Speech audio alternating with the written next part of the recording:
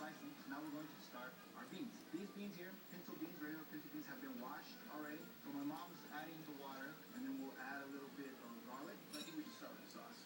We start to build our sauce by browning some chorizo we'll reserve and use later. So we have some diced onions and garlic, some crushed tomatoes, and then we have some chilies. So it's going to have a good amount of heat to it. But I think a spicy egg dish, it should be spicy. This is our family recipe that was handed down from one generation to another generation. We have these tomatoes that have been washed.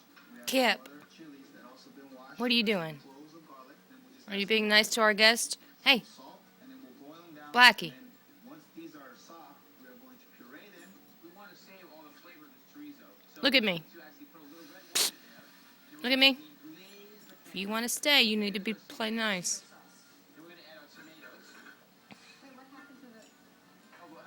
Both of you need to play nice. No, that doesn't seem nice to me. No, that doesn't really seem nice to me. That the tomatoes have softened, they're ready to be pureed for the salsa ranchero. While we sweat the onion and garlic in another pan, I hit the tomato wine mixture. No, make up like brothers and play patty cake. Come on. Be nice. Be nice. Make up. No.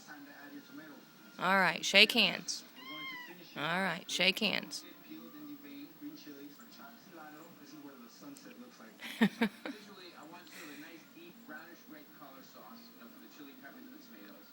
Are you trying to shake hands or are you trying to be mean?